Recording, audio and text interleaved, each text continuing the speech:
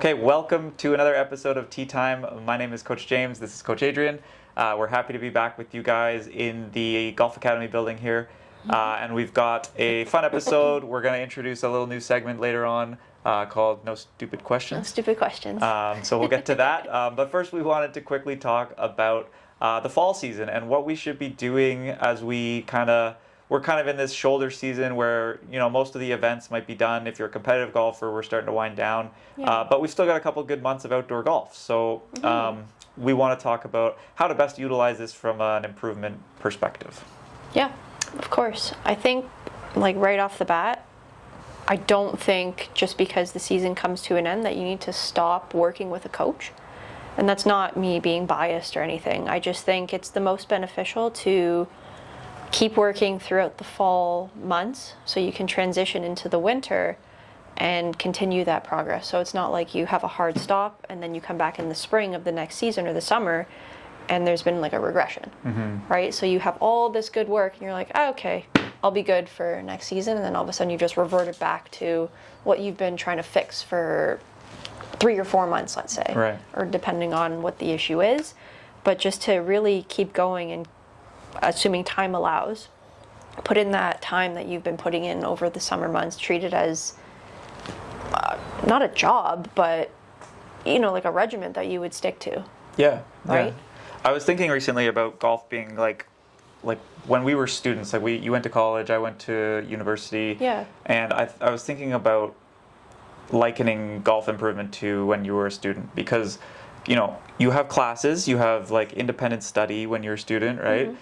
You have tests, which would be like competitions in the golf setting. So it's very, like, there's a lot of similarities. But one thing that's true of students is, like, it takes a long time, right? Of course. If you want an undergraduate degree, it takes 4 years. And then if you want a master's, it takes 2 more. And then if you want a PhD, it takes 2 to 4 more, right? So to think about golf, like, okay, I took some lessons for a summer and now I'm an expert. Good. Like, that's a little short-sighted, I guess, maybe. Yeah. Like, and yeah, it does sound like we're trying to just like promote people getting lessons, but that's not it at all. No. Right? It's more about just sticking with something for long enough to achieve mastery level, and that is far more than just one summer of, you know, lessons and a little bit of you know, practice and stuff like that, right? Yeah, 100%. So just having like a longer view of things, I think overall will help people, A, not live and die by like singular practice sessions, and B, just like continue to get better over a period of time. Yeah, of course.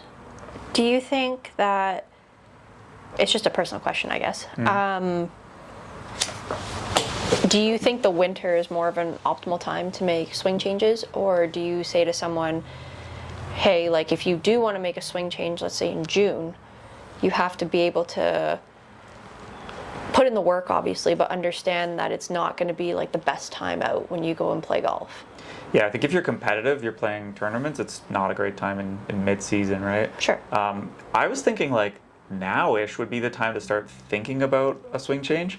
You know, if there's something you know you need to change for the future, or maybe just working with a coach and figuring out what it is you want to change. Starting to get that in your mind now, I think, is probably a good time. And then once you get get you already kind of know what you want to do. You've maybe experimented with some ways to do it. Yeah. And then you can really like dial into the numbers and get video and all that stuff that we have in our indoor studio. Right.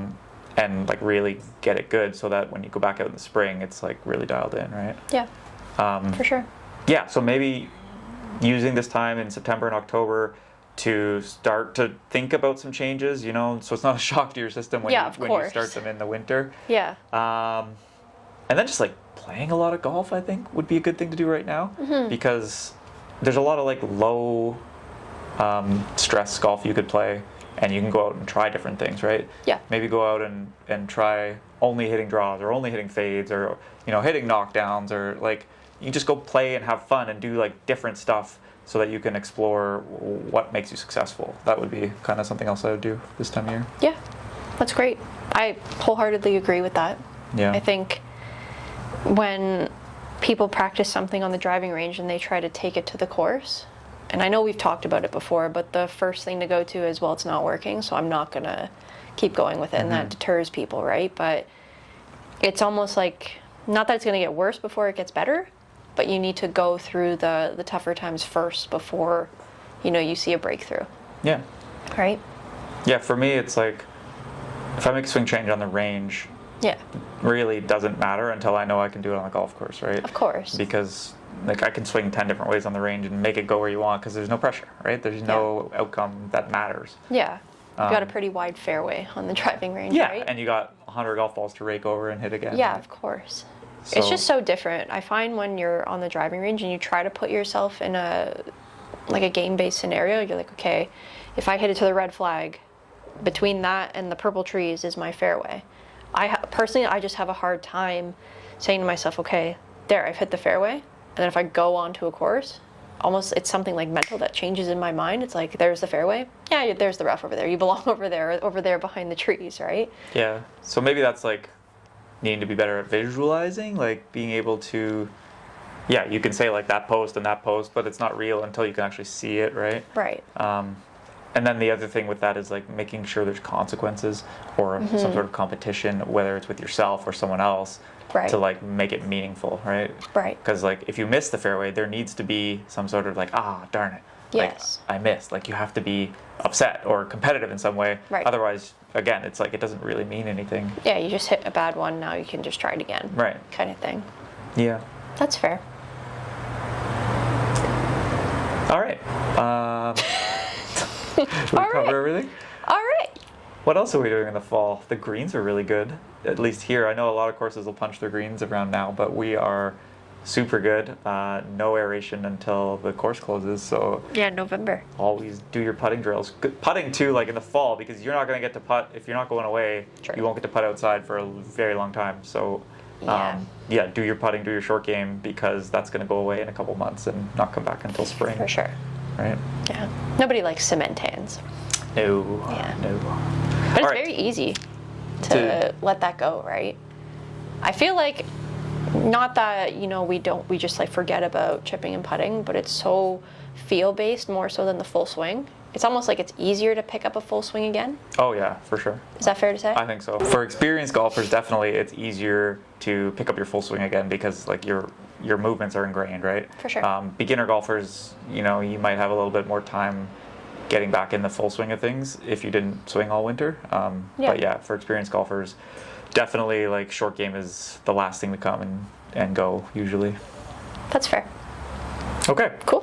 Good. So we're going to use our winter effectively, everybody. Yes. Our fall, sorry, and then into the winter season. Yes, Skip definitely. to snow just yet. Definitely time to make some larger changes if that's what you desire. If not, if you're happy with where your swing's at, just important to get reps, right? Just Of once course. or twice a week, get in a sim and make sure you're swinging and keeping your swing going. Absolutely. Maintain what you want to maintain, and if you want to do any smaller tweaks, that's the time to do it as well. Yeah. Okay, it's time for our new segment. Yes. So we'll cut to that. Yes. Okay, we have a very special new segment here on Tea Time. It is called No Stupid Questions. And so this is a fun little segment we're going to do hopefully every episode, where we just answer some viewer questions that you may have. And if they're simple or, if you think, oh, that's a dumb question, don't think that. No. Just send it to us and we'll answer it with Yeah. no judgment, and we'll answer it the best we can. And it will hopefully be a kind of fun new segment. So Yeah. we've got some written down here. So you want to get us started, and I'll answer, and then I'll ask you some, and then you can answer as well. Sure. Sounds good. All right, here we go. Yeah, these are just fun. Nothing too crazy. Yeah. Would you rather make a hole-in-one with no witness or a birdie in front of a huge crowd? Ooh. I don't have a hole-in-one, and I know you can't really count it, but I think for my so I could own know, self. I think I'd want the hole-in-one still. Yeah. But I think if I had a hole-in-one already, I'd probably go for the birdie in front of the birdie, huge yeah. crowd. Yeah, that would Alright. feel pretty nice. It would, yeah. Yeah. If you're winning something. Yeah, what about you? Winning a tournament. I have had a hole-in-one. So Don't talk to me. I'm sorry. And it was in front of a crowd-ish. Somebody see it? It wasn't alone. No, it was in a Humber tournament. Oh, so that's pretty cool. it was recognized. Okay, yeah. But I suck at putting, so I would take the birdie. Okay. Yeah. And maybe some positive self-talk. Okay, yes. I don't suck at putting. It's something I need to work on, but I'd rather someone see that. Okay, cool. Yeah. So question number 2 comes Yeah. from one of our viewers, Yep. and she wants to know, Yep. when a player shoots it on the green, Yes. they often go up and stab a little stick or tee into the ground. What the heck are they doing? So when a ball comes in on the green, it makes this little mark on the green, and they're called ball marks. Different from a divot. A divot is when you're taking a full swing, you take a decent sized chunk out of the ground. Right. Still needs to be replaced the same way. But when you create that ball mark or a crater, they stick a tee or a divot tool, and they're actually going into the ground and pushing it all in to basically reattach all the roots and then flatten it out so that when you putt over it, or if you do, it's smooth. Right. So it doesn't bounce and hit it, or it doesn't affect the people that are playing behind you either. Right. So, So it it's is always good to a fix those. common courtesy when Yeah. you hit the green to kind of smooth it out for the next person. Yeah, basically. exactly. Yeah. For yourself and for the next person. Awesome. All right, let's move on. Okay, let's find a good one here. How do you calm your nerves on the first tee? Good question. We all get first tee nerves. So Yep. if someone tells you they don't get nervous, that means they're lying or they don't care. Yes. So what I do is before it's my turn to hit, Yep. I will actually kind of just hold my breath for like 20 seconds Okay. because that actually like kind of slows your heart rate down a bit. Mm-hmm. And then I just try to swing super slow because I know when I'm nervous, I speed up, my swing gets faster. So I just try to swing like really, really smooth. That's Okay. all I do. Yeah. And watch that's the fair. ball. Watch the ball. Watch Yeah. the ball. Because it's really easy to look, and I know it sounds cliche, but like, you know, when you want to see where that first shot's going to go, so it's really sure. easy to come out of your shot a little early, right? Especially on the first shot, right? You're just like, get it over with. Yeah. Please just go. Yeah. For sure. Cool. Cool. What else we got? What is a generic putting drill that you would recommend to help most golfers? I would say probably 2. Okay. Just one for the actual swing itself, just the gate drill. So just to help with the actual putting stroke. So you line it up or measure it to the length of your putter, maybe a little bit more, just to give yourself a little extra room. But it's basically just essentially teaching you, that straight back, straight through kind of feel without, and I shouldn't say straight back, straight through. There is a bit of an arc, but it's to allow the putter to go back and through that gate without hitting it. So you're just putting 2 tees on either side, just a little wider than the width of your putter? Yeah. So if you hit it a tee on the way back or on the way through and you're making connection somewhere, you know that something is manipulating it, whether it's your hands or it's your shoulders or your body actually physically moving it. So we want to make sure, and once you get, good at it, you can put a ball down and then start to hit some putts with it. And when you get even better, then you decrease the size of the tees Okay. in between. So that's one. Yep. You said you had a second one? I did, yes. Just the either around the world drill or the line drill. And that's where you set up. The line drill is where you set up about 5 or 6 tees in a straight line, just to give you the perspective of speed and the size of swing. And then the around the world drill, that teaches you the break and alignment from all around the hole and different perspectives. So size of swing should essentially be the same, and the tempo should be the same, but it's just dependent on which side of the hole that you're on. So it's more of a green reading Yeah. drill, I guess, right? So it encompasses both, right? So you have your green reading, speed and tempo, and with the gate drill, keeping it as straight as you possibly can. Yeah. Yeah. Cool. Yeah. Okay. You got anything else for our new segment? Yes, for sure. I can find another one. What's one thing amateurs should stop worrying about? Their score? Is that acceptable? Is that not a good question to ask? No, I love that question. I just Okay. I just think amateurs are really hung up on their score rather than the things required to shoot a lower score. And I think that's a difference because we're always trying to take shortcuts and if you shoot 100, you want to shoot 90, okay? Right. But people, they want to do it really fast and are fixated on the number rather than the habits that you need to do day in and day out to achieve that number, right? Yeah. I know that sounds like that's a very coachy answer. Yeah. But it's accurate, right? I mean, everyone's like, oh yeah, like what's the goal for you? Well, I want to be consistent and I want to shoot 74 every day. Oh my God, consistency. I really I can't stand when people tell me they want to be consistent. Of course, Yes, you want to of be course able we to do. Yes. get up there and know what you're doing and hit it consistently, but what are you doing to get that consistency, right? Like, what are you doing to practice? What drills are you doing? How much coaching are you doing? Essentially what you plan at the end of the day, right? If I could add one more thing that amateurs shouldn't worry so much about would be their distance. Like, that's because a big one. Again, it's like, it takes so much effort to chase distance. For sure. You can put so much time and effort into it to gain a couple of yards, right? Yeah. And then at the neglect of maybe your short game or maybe your accuracy or tons of other stuff that contribute to good scores, right? Yeah, of course distance is important, but if that's the only thing we chase, then it's not going to help you play better golf. So yeah, you'll hit it far, but like you might, or you might not. Or you might right? not, and the accuracy might not be there, right? Yeah. And that's a huge game changer. Yeah, and that's from the Women's Open. I had a lot of members actually come up to me and be like, oh, they swing so easy and they hit it so well. It's like, well, yeah, because they hit the center of the face and their Every launch time. and spin is perfect, right? Like, yes. So, yeah, there's a lot more that goes into it than just sheer club head speed. Of course. Right. Yeah, absolutely. Okay, I have one more. Okay. This is a fun one. Yep. What happens if you get stung by a bee mid-swing? Oh, my days. Do you get a redo? If you don't have the intention of swinging, then it does not count. But if you're standing over the ball and you have the intention of, okay, I've set up, I'm ready to take my swing, and all of a sudden you start swinging and that bee stings you and you drop. Too bad. I'm sorry, too bad, so sad. It counts, right? So what if you're at the top of your backswing, you get stung, Yeah. and then you stop your swing? Is that okay? Have you hit the ball? Nope. Then that's fine. You're cool. You're cool. Okay. Yeah. Nothing's been hit. Nothing's out of place. But if you hit that ball...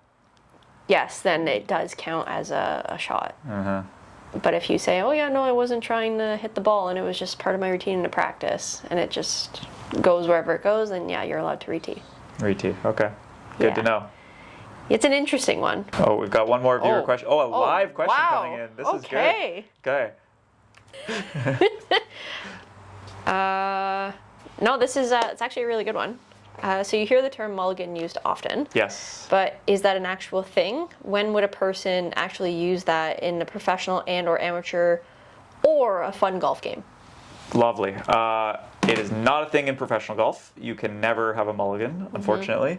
The only time in professional golf you'd re-hit is at the cost of a penalty stroke. If you lost your ball, you'd have to go back to where you were and re-hit. Yeah. So if you hit it out of bounds or you cannot find your golf ball. But that costs you a stroke. Right. A mulligan refers to like redoing and not as if the shot never happened before, right?